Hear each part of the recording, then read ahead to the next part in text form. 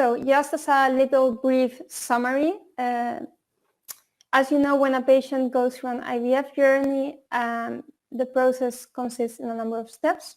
So first of all, patients will go through an ovarian stimulation in which they will have to take medication for several days. This process will culminate in an egg retrieval where the eggs will be collected. And finally, these eggs will be fertilized with the sperm cells.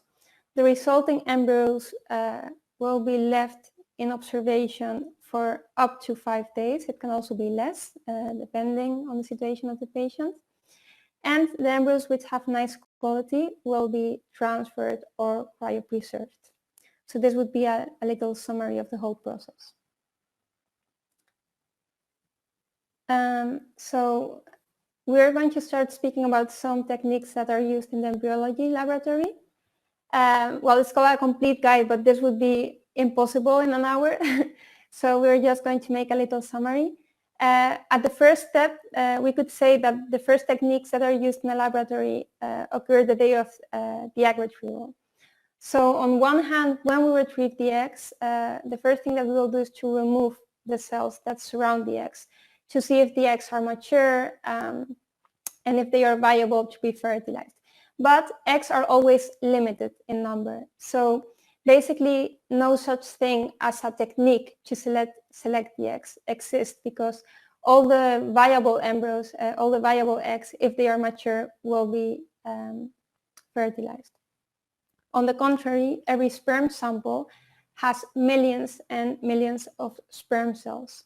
And in the end, we'll only need a few. So for this reason, several sperm selection techniques have been developed in the late years to try to find the best way to select the best sperm cells in the sample and to use these best sperm cells to fertilize the eggs. So usual techniques which we use in the laboratory every day, which are used in every laboratory and which are almost mandatory when you're processing a sperm sample, are density gradients and swim-up technique. What we do when we perform density gradients basically is taking the sperm sample, putting it on top of 2 or 3 layers of a media with different densities. Then this tube we place in the centrifuge. And what will happen during this centrifugation is that the sperm cells will separate from the other components of the sperm sample. So once we have isolated the sperm cells in the bottom of the tube, after we have washed this, what we will do is we will place some media on top of it. And the fastest and strongest and most alive sperm cells will be able to climb up this media, so they will be able to swim up. This is why the technique is called swim up, until the upper layer of the media. So after some time, we will remove an aliquot of the upper layer of the media, and this aliquot is the one that we will use to fertilize. If we're going to use ICSI, we will put it under a microscope. We'll look at this selection of sperm cells and we will choose the ones which look best. And if we're going to inseminate the eggs through IVF, we will just use this aliquot, maybe just dilute it a little bit. There are some patients who have some more specific problems that need to be addressed, and for these cases there are techniques that are a little bit more specific. So, for example, there are some patients who have a high rate of apoptotic cells among the sample. One technique that can be used to overcome this problem is MAX. MAX stands for magnetic activated cell sorting. And basically what happens is that apoptotic cells are cells which have started the process of dying. So they move, they are alive, but they will be dead in some time, and you do not want to fertilize the eggs with these sperm cells. So with MAX you could remove these sperm cells from the sample, because a very early sign of apoptosis is the extrusion in the membrane of phosphatidylserine, which is a lipid. And this lipid will bind to a molecule called annexin 5. So basically in this way you will be able to separate the bad sperm cells from the good sperm cells. In any case, another technique that we can use to overcome some molecular problems, so to extra select the sperm cells looking at some molecular characteristics, is PIC-C or sperm slow, which is basically the same principle, these two techniques. They are based on the fact that mature sperm cells will be able to bind to hyaluronic acid. So the technique consists in having an ICSI dish which is coated with hyaluronic acid. Mature sperm cells will be able to bind to this hyaluronic acid, whereas the sperm cells which have not undergone this maturation process, this molecular process, will be moving around freely. So it will give us a hint to distinguish these two kinds of cells, and it will help us select the best sperm cell for fertilization in the laboratory.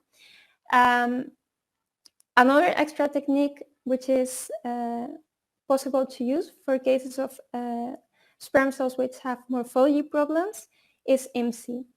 MSERM is the name we give basically to using a very big microscope to select the sperm cells. So basically you look at the sperm cells with a really big magnification, the sperm cell is more than 6,000 times amplified, whereas in a normal microscope you would amplify 200 or 400 times. And this way the theory says you would be able to select sperm cells which have less back walls, which have a best morphology. So these are a little bit main sperm selection techniques that we could refer to. On the other hand, something else that might be helpful to know for some patients is that there are alternative sperm sources to the main source, which is obviously ejaculation. So for some patients, it might be preferable or necessary to use alternative sources. These alternative sources are the testicles and the epididymis. Sperm cells are produced in the testicles in a process that lasts around 2.5 months, 3 months, and these sperm cells then later mature in the epididymis. We can extract sperm cells from there directly by aspiration with a needle or by a little surgery. And this is indicated in case of patients, for example, who have undergone vasectomies for obvious reasons. There are some patients which might have difficulties collecting the sperm sample. There are some genetic mutations. For example, very famous one would be the one related to cystic fibrosis, which leads to the absence of vas deferens. So these are the tubes that expel the sperm cells from the body. And there are also some cases in which the quality of the sperm in the testicles seems to be better than the quality of the sperm cells in the ejaculation. So this seems to indicate that there are some cases in which sperm is damaged during storage or during maturation, and we can find sperm of better quality with less DNA fragmentation in the testicles.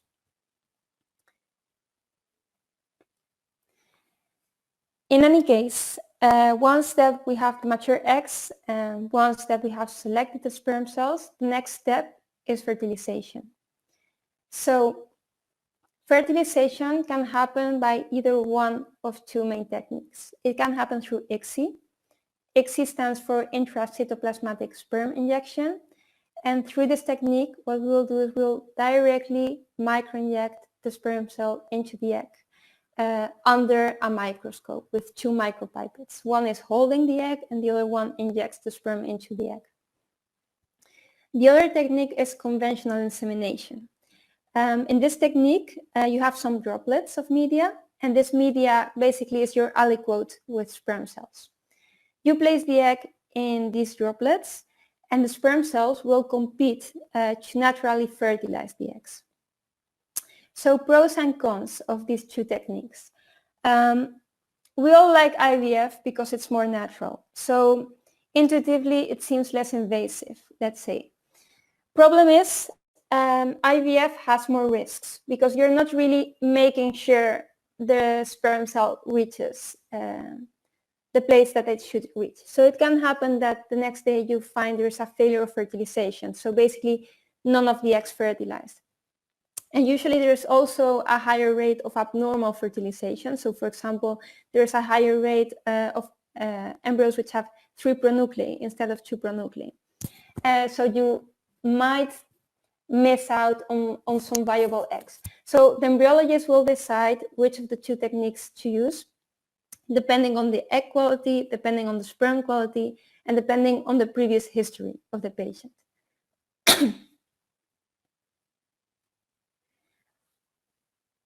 So in this section about fertilization, we have added this slide about artificial oocyte activation. Artificial oocyte activation is starting to be used in the latest years in patients which have had recurrent fertilization failure. For this particular case, we speak of recurrent fertilization failure in case of patients who are having less than 1/3 of their mature eggs being fertilized. This is not always due to afferent oocyte activations, but sometimes it is. When you microinject a sperm cell into an egg, or when the sperm cell penetrates on its own into an egg, a series of molecular reactions are triggered. So it all starts with an oscillation of calcium ion, and this triggers a series of reactions which eventually lead to the fertilization. So this pathway is the one that seems to be blocked for these patients. We have had very good results with artificial oocyte activation for some of these patients. There is more than one way to provoke this artificial activation, but in particular we are using calcium ionophore, and we've had very good results. It's a very simple protocol. You basically just have to culture embryos in droplets of calcium ionophore rich media for 15 or 10 minutes after ICSI. Of course, you don't want to randomly use this technique if it's not necessary. What we sometimes do is we apply this media in all of the eggs if the patient has had cases of complete fertilization failure. And if it's just a low fertilization rate, we consider applying it only in half of the eggs to see if this is really helping the case. So we have spoken about fertilization. Now we're going to start speaking about embryo development. The day after fertilization, the embryos, if they have fertilized properly, they should look like the first picture on this slide. You can see that the egg has two bubbles. These bubbles are called pronuclei. It means that the egg is correctly fertilized. What will happen after this is that the embryo will start dividing. So on day 2, it will have around 4 cells. On day 3, it will have around 8 cells. Then the embryo will keep on dividing to 16 cells, 32 cells, 64 cells. But before it reaches that point, what will happen is that the borders of the cells will stop being visible. So the embryo will turn into sort of a ball, which is the morula stage, and we find embryos in this stage usually at day 4 of development. And what will happen next is that a little cavity will appear in this morula, and it will start to expand until we find the blastocyst.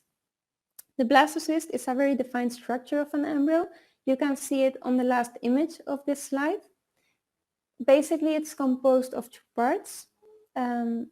There is a mass in the middle of the embryo. This is called the inner cell mass, and it will become the future baby. Then it is surrounded by a layer of cells. This is called the trophectoderm, and it will become the future placenta. At this point, the embryo usually has around 100, 300 cells. If you look at all of the pictures, you can also see there is a shell surrounding the embryo, and that it becomes thinner at the blastocyst stage.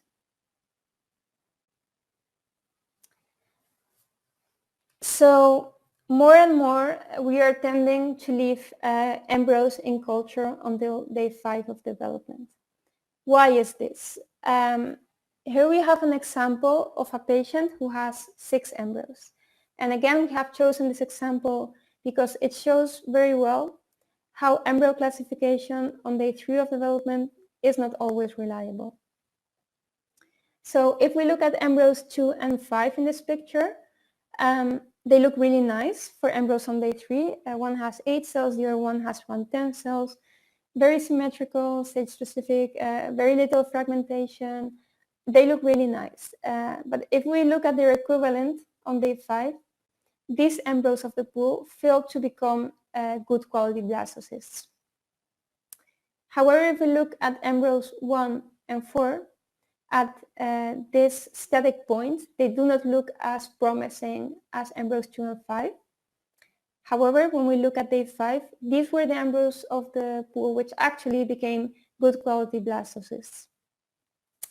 So the point is that not because an embryo looks nice on day 3, does this mean that the embryo will become a blastocyst. It's normal that embryos do not become blastocysts. Not all eggs are programmed to do so, and it's like a natural selection process. So this is a little bit why we tend to leave embryos to day 5, because if you always transfer embryos on day 3 and you're not becoming pregnant, you might be wasting your time because maybe they are not even able to reach the blastocyst state. And this brings a little bit to the next point, and it's the fact that quantity is not the same as quality. So I will repeat this. Some patients have many eggs, however, very few of them turn into blastocysts, and these blastocysts may not be of the best quality, whereas other patients may have less eggs, and however, most of their eggs will turn into good quality blastocysts. So it's not because you have more and more eggs necessarily that you have a better outcome. The quantity is way more important than the quality.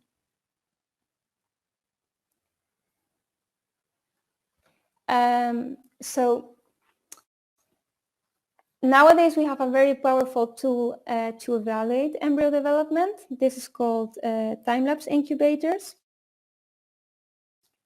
Time-lapse incubators basically have a camera inside that take pictures of the embryos every 5 minutes. And this allows us to have a continuous recording of the embryos. In these incubators, every patient has an individual chamber. And since we can look at the embryos in a computer, we do not need to open the lid, take the embryo out, place it under the microscope, and we do not need to disturb its stable culture conditions, because embryos, of course, have a special temperature, a special oxygen concentration, a special CO2 concentration. So we do not need to disturb them to do this. In addition, we can also get more information about the embryo, because we look at the embryo at a more dynamic way.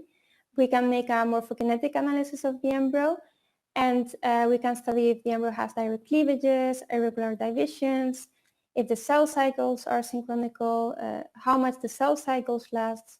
And this information we can use to predict the implantation potential of the embryo and to select the best embryo for transfer. So we get a lot more information. Another way we have to select which embryo to transfer comes after the embryo development. So PGT, pre-implantation genetic testing, is based on the fact that not all of the embryos will be genetically normal. So some embryos have genetic errors. What we do in the laboratory when the embryo reaches the blastocyst stage, what we can do is to remove a few cells from the trophectoderm. We extract the genetic material from these cells, and we amplify it and we sequence it. And this way we were able to know if the embryo has the correct number of chromosomes. So why do we do this? What would happen if you would transfer an abnormal embryo? Abnormal embryos in most cases do not implant. If they do implant, they mostly will lead to a miscarriage, and in a few percentage of cases it could lead to a viable pregnancy of a baby which would be carrying a disease. So when you perform PGT and you make sure you only transfer the genetically normal embryos, you increase the implantation rate per transfer, and you save time up to pregnancy. One thing that is important to know is that the percentage of abnormal embryos is linked to maternal age. So the older you are, the more likely it is that a higher percentage of your embryos will be genetically abnormal. So especially in these cases, this technique would be recommended for you.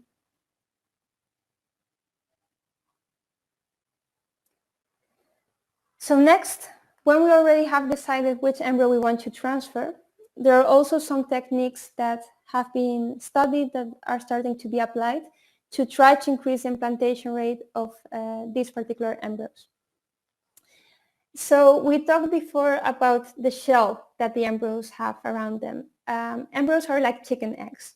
They have this shell around them, and when the time comes, they break the shell and they come out to implant. They can only implant when they have broken this shell, and this happens at the blastocyst stage around day 5 or day 6 of embryo development. So when we transfer an embryo on day 2, on day 3, on day 4, the embryo will be in the uterus waiting, growing, until finally it reaches this point when it comes out and it can implant. In the laboratory, we can assist this process because this shell, we can make little breaks in it in the laboratory so that it will be easier for the embryo to come out. And when is this indicated? We find little benefit in performing assisted hatching in fresh embryo transfers. Fresh embryos should be able to hatch naturally. Nowadays, it's not really, studies don't really point out to a benefit of doing this.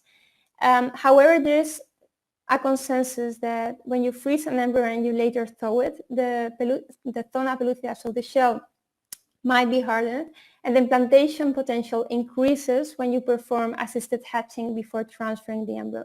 So especially for these frozen thawed embryos, it's a very good idea to perform assisted hatching. There are different ways to do this hatching. There are chemical ways, there are mechanical ways. We particularly like to do it with a little laser beam. It's very easy to control and very safe for the embryos. So speaking about embryo implantation, to understand the process a little bit better, like we said, when we transfer the blastocyst or the embryo, the first thing that will happen is that the embryo will hatch. It will come out of the shell. Then it will contact the wall of the uterus, the endometrium. Next, it will adhere to it. And finally, it will invade the endometrium. This process implies complex molecular interactions between the embryo and the endometrium. And there is a particular stage of the endometrium in which it is capable to performing these interactions. This stage is called the implantation window. And there are some theories that believe that the reason why some embryos do not implant is because the hatching of the embryo is not synchronized with the implantation window, so the point at which the embryo is receptive, ready to accept the embryo. So this is the reason why some women perform endometrial biopsies to check when exactly their implantation window is.